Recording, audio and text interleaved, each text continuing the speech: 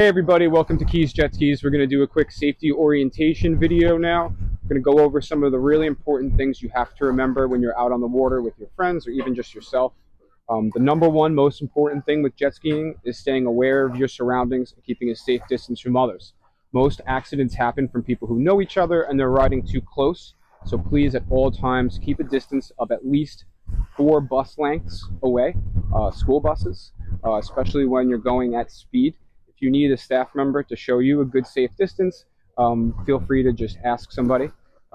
Also, a good rule of thumb is if you could see someone smiling at you, then you're too close.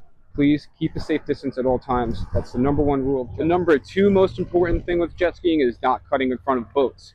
You have a lot of maneuverability out there, but jet skis are hard to see because of how fast and how small they are. Please don't think that any boats are actually going to see you. Always assume that they don't, and make sure you never cut in front of their path. Go around the back of boats and do not jump their wake. It's very important you go nice and easy over that because it's an easy way to also be injured. The third most important thing about jet skiing, especially down here, is keeping a safe distance from the shore as well as the bridge. Keep at least 1 football field away from the bridge. If you stop near it, you will end up slowly drifting towards it because of the winds or the tide. So it's very important that you keep a safe distance, particularly from the bridge and also the shoreline. Along this way, you have a large white buoy. It's a no-wake zone buoy, big huggable sized buoy out on the water over there.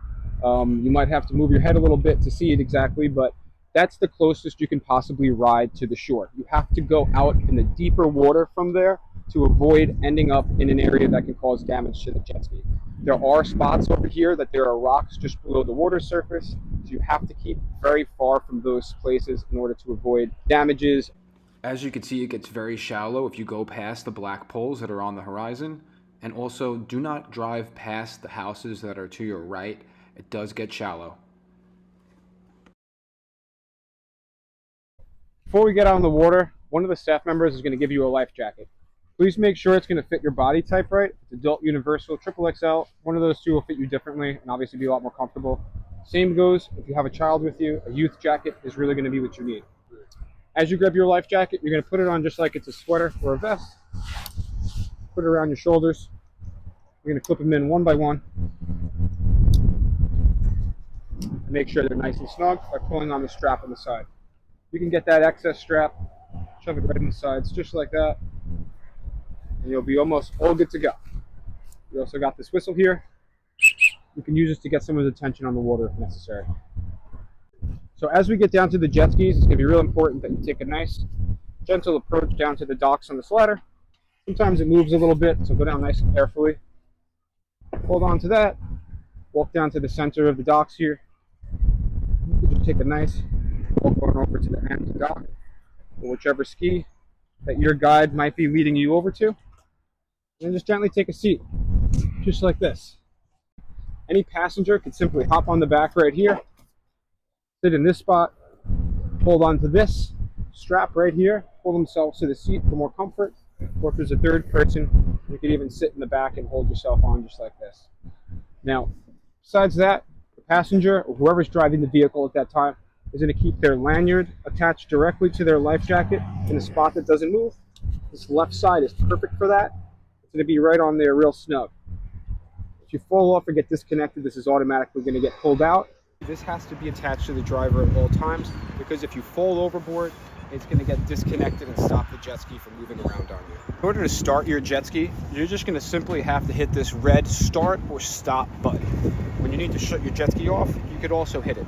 Remember, do not use this as a brake. You have to keep the jet ski running and you have to use the gas, which is this trigger over here, in order to keep moving forward and to avoid any potential collisions. So remember, if you just are heading towards something and you turn the handlebar without gas, you're going to continue moving in that direction. You have to turn and apply gas in order to avoid a collision or avoid any sort of obstacles on the water. Now, another great thing about the Sea-Doos is we do have this trigger on the left side here. That's super helpful while we're redocking or if you have to communicate with somebody from a safe distance on the water. It's a neutral. So as you're reapproaching the docks, you can let off the gas so you go to a nice smooth idle speed of 2 or 3 miles an hour. And then you can grab this trigger here in order to slow it down to a near complete stop. Makes it a lot easier as we're trying to reboard you. All right, All right, just give it some gas. Just stay on there for 1 second. A little more. That's perfect right there. Hit that stop button. Here's your actual time as well. You can use this to mark how long you've been out on the water. Remember, jet skis are not toys. This is heavy machinery and you have to operate responsibly. Please ride within your limits. Also, avoid making any sort of aggressive maneuvers.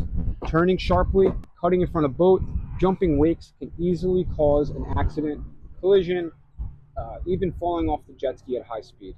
It's very, very important to operate safely and responsibly. It's really important that before you just go to the left or right, you have to look over your shoulder and know for a fact that no one's in one of your blind spots or you're not potentially turning in front of somebody who's riding out there. Remember, it's like a big empty parking lot with no lines. People are going in all different directions, so doing consistent things is extremely important. Before you just go over to the left or right, without looking, you could seriously cause an accident. So please, again, keep far apart from each other, keep far apart from boats, never cut in front of a boat, and always keep a safe distance from one another or anything out on the water. That's how a majority of accidents happen. If at any time while you're riding, somebody's around the jet ski or in the water, you have to keep a safe distance or shut your jet ski off. If anybody's reloading at any time, it's very, very important that you don't have the jet ski running in the back. Just simply either pull out the switch to make it stop or hold the red start and stop button. This way somebody can reload safely. Now, as for the back of the jet skis here, there's a really simple way to get back on. You're going to pull this ladder right here down, put your knee on this, and gently reboard the jet ski in a nice balanced way. This is how you're going to get back on a jet ski. If you try getting on through the sides, or if you lose your balance and you pull the handlebars into the water, you could easily end up flipping the jet ski. Now, if you end up in the situation where you have flipped your jet ski over, either by carrying the handlebars into the water or anything like that, the way that you unflip the jet ski is simply right here on this sticker. It's already upside down. You're going to go to either side of the jet ski when it's in the water and upside down, lean it towards you, and it'll pull back into the upright position, just by simply grabbing on the grate and pulling back. If while you're riding out there, suddenly the jet ski is running rough, you might have gone through a thick patch of seagrass or even seaweed floating around out there, or worse yet, you might have ended up in shallow waters. If that's the case, you could easily test it out by shutting the jet ski off, heading over to the back of the jet ski, and then while you're in the water here, you're going to reach underneath. Obviously, the jet ski has to be off at this time, or anytime someone's around the back of it. And you're going to reach underneath here, and you're going to pull out what's most likely pretty much a mop head worth of seagrass. As you pull this out of this area and release it, and you get back on the jet ski, most likely, once you hit that red start and stop button, the jet ski is going to fire right back up and you're going to have that problem gone. The seagrass will most likely be in a big wad like this. Again, just throw it away and you'll be on your way. Now, if you are easily able to see the bottom of the water and notice that it's grass, that means the water that you're in is too shallow. You have to operate in water that's at least waist deep in order to operate safely. Now, before we get out on the water, it's going to be really important that you make sure you have each of these steps followed. First, make sure you pay. Second, make sure everybody over 18 has their waivers done, and any adult is claiming a minor with their own waiver, and anyone who was born after 1987 has their boating safety certificate done. So now that you've got all your information and you understand how to operate safely, keeping a safe distance from each other to avoid collisions, keeping a safe distance from boats, never cutting in front of boats, keeping a safe distance from the shore at all times, keeping within the limitations of this area, hopefully you have an amazing time. When you're done, you can leave us a nice, beautiful 5-star review right there.